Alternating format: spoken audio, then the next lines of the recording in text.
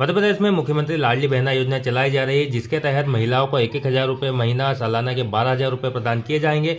और यह योजना 5 वर्ष तक अभी चलने वाली है, जिसके तहत 60,000 रुपये की राशि प्रत्येक महिला को मिलने वाली है। उसके लिए किस तरह से क्या पात्रता है, क्या है, उसके सारे वीडियो हमारे चैनल पर आपको देखने को मिल जाएंगे। साथ ही अगर आप इसके लिए पात्र हैं तो आपको ये जो फॉर्म है, फॉर्म भर के जहाँ पर भी इसके शिविर या कैंप लगाए जाएंगे वहाँ पर आपको जमा करना होगा। अब ये फॉर्म आपको सबसे पहले कहाँ से डाउनलोड करना है, तो उसका एक ऑलरेडी वीडियो हम बना चुके हैं। आप उस वीडियो को देखकर ये फॉर्म सबसे पहले वहाँ से डाउनलोड कर लेंगे। फॉर्म डाउनलोड करने के बाद आपको इस फॉर्म को सही फिलअप करना है, ताकि आपको कोई गलती ना हो और आप इस योजना के लिए पात्र हों। अब सबसे पहले यहाँ पर जो लिखा है मुख्यमंत्री लाडली बहना योजना 2023 आवेदन हेतु आवश्यक जानकारी का प्रपत्र, और यहाँ पर लिखा है सबसे पहले नंबर पे आवेदिका का समग्र आईडी, यानी आपको जो समग्र आईडी है 9 अंकों का, वो 9 अंकों का समग्र आईडी आपको यहाँ पर फिलअप कर देना है। इसके बाद में आवेदिका का आधार कार्ड नंबर 12 अंकों का है, वो आपको यहाँ पर फिलअप कर देना होगा। ये मैं एक डेमो फॉर्म भर के बता रहा हूँ, इस तरीके से आप पूरा फॉर्म भर कर देख सकते हैं। इसमें किसी की भी जानकारी नहीं है, ये सिर्फ एक डेमो फॉर्म है। आप इसके हिसाब से ही आप अपना जो फॉर्म भरेंगे उसको आप भर सकते हैं। इसके बाद में आवेदिका का नाम, यानी आपका जो नाम है आपके आधार कार्ड में, वो आपको यहाँ पर फिलअप करना होगा।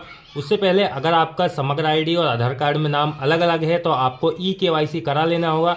उसके बाद भी आप इस फॉर्म को फिलअप करिएगा, क्योंकि ई-KYC कराने पर आपके आधार कार्ड में और आपकी समग्र आईडी में नाम सेम हो जाएगा। इसके बाद में आवेदिका का आप नाम यहाँ पर फिलअप कर देंगे, जो आधार कार्ड में है वो आप हिंदी या इंग्लिश किसी में भी लिख सकते हैं। उसके बाद में आवेदिका के पिता या पति का नाम जो भी है वो आप यहाँ पर फिलअप कर देंगे। वैसे ही पिता का जगह यहाँ पर पति का नाम ही आने वाला है, क्योंकि ये जो सिर्फ विवाहित महिलाओं के लिए है।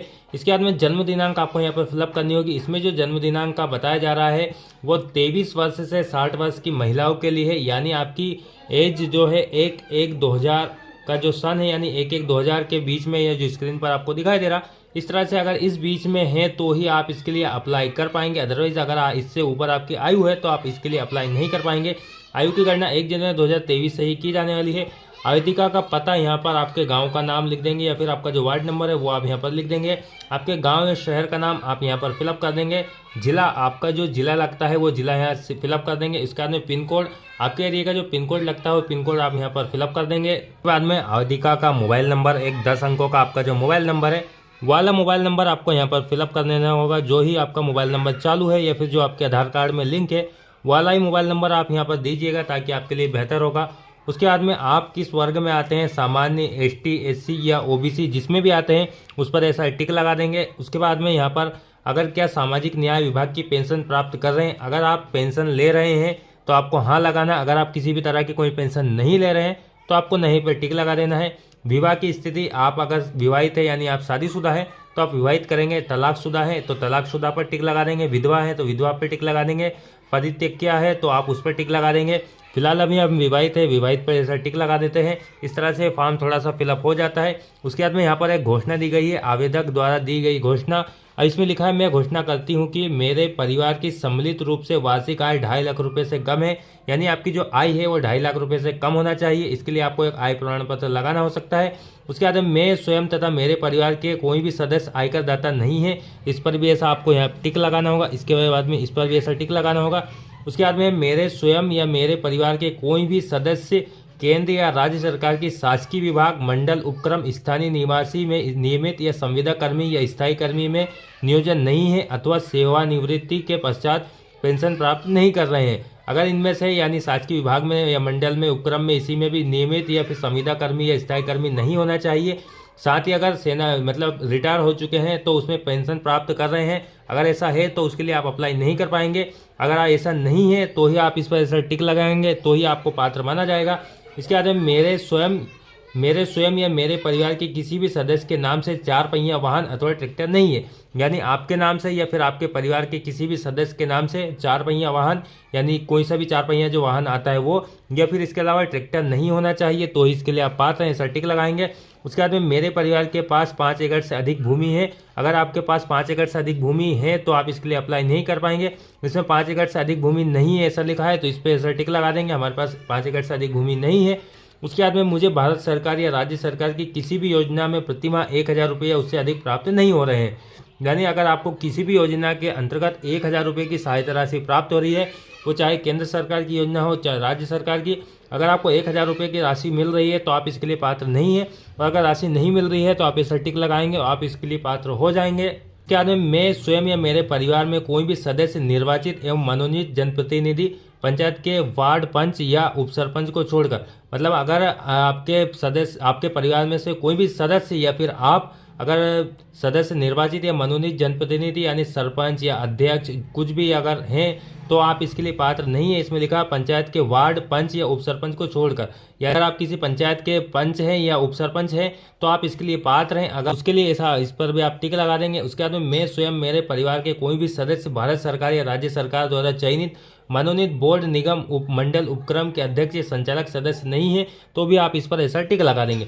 इसके बाद में स्क्रॉल करके थोड़ी ये नीचे आएंगे, यहाँ पर देखिए आवेदिका के हस्ताक्षर, आपका जो नाम है या फिर आप जिस तरह भी साइन करते हैं वो साइन आपको यहाँ पर कर देना होगा। इस तरह से साइन करने के बाद यहाँ पर इस तरह से एक पावती भी दी गई है। अब जब आप ये फॉर्म जमा करने जाएंगे तो वहाँ पर आपको इसमें कुछ भी फिलअप नहीं करना है।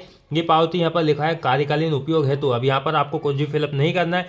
फिर भी मैं आपको बता देता हूँ यहाँ पर क्या क्या फिलअप होने वाला है। जैसे आप ये उनको दे देंगे आपका रजिस्ट्रेशन कंप्लीट हो जाएगा। यहाँ पर भी इसका शिविर या पंजीयन केंद्र लगाया जाएगा, वहाँ आपको ये जमा कर देना होगा। इसके साथ जो भी डॉक्यूमेंट मांगे जाएंगे वो सारे डॉक्यूमेंट लगाकर आपको जमा करना होगा। डॉक्यूमेंट क्या क्या लगने हैं उसका वीडियो आपको हमारे चैनल पर मिल जाएगा। अब ये जो इसकी पावती है, पावती में यहाँ पर जब आपका आवेदन ऑनलाइन हो जाएगा तो आपका यहाँ पर रजिस्ट्रेशन नंबर आ जाएगा, आवेदन किस दिनांक को किया है वो डेट यहाँ पर आ जाएगी।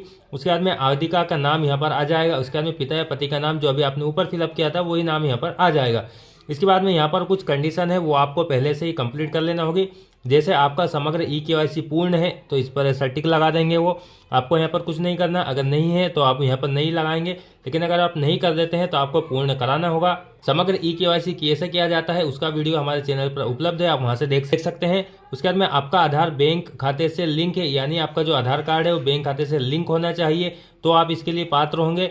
अगर नहीं है तो आपको ये देखिए यहाँ पर लिखा नहीं होने में बैंक खाते में जाकर बैंक से आधार लिंक कराएं, इस पर टिक नहीं लगाना है, आपको ऐसे ही छोड़ देना है। उसके बाद में आपका बैंक खाता DBT इनेबल है, इस पर भी वो जो आपका जो फॉर्म लेंगे वो ऐसा टिक लगा देंगे। अगर नहीं है तो आपका जो बैंक खाता है आपको DBT करा लेना होगा। बैंक में जाकर आप बोलेंगे हमारे बैंक खाते का DBT इनेबल कर दीजिए तो वो यहाँ से इनेबल कर देंगे। इस तरह से ये जो रिसिप्ट है ये आपको रिसिप्ट यहाँ पर दे दी जाएगी। अगर आपकी सारी शर्तें पूरी होती है तो आपको इसके लिए पात्र माना जाएगा और आपको इसकी राशि प्रदान की जाएगी।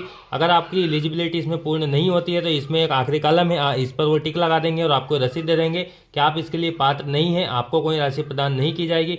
अगर आपके पास ये जैसे KYC नहीं है, आपका आधार कार्ड बैंक खाते से लिंक नहीं है, या फिर आपका बैंक खाता ही नहीं है, या फिर DBT इनेबल नहीं है, तो आपको सबसे पहले जब तक ये फॉर्म चालू होते हैं उससे पहले आपको ये सारे काम करा लेने होंगे। उसके बाद में आपकी जो समग्र ID आधार कार्ड ये सारी जानकारी आपको एक जैसी करा लेनी होगी, क्योंकि इसमें आपको फॉर्म भरने टाइम बहुत सारी दिक्कत आ सकती है। इसलिए आप सारे डॉक्यूमेंट में आपके जो नाम है सारे नाम को एक जैसे ही करा लीजिए ताकि आपको कोई दिक्कत नहीं आए। तो इस तरह से आप बहुत ही आसान तरीके से इस फॉर्म को बहुत ही आसानी से भर सकते हैं और इसमें किसी भी तरह की आपको कोई गलती नहीं करना है।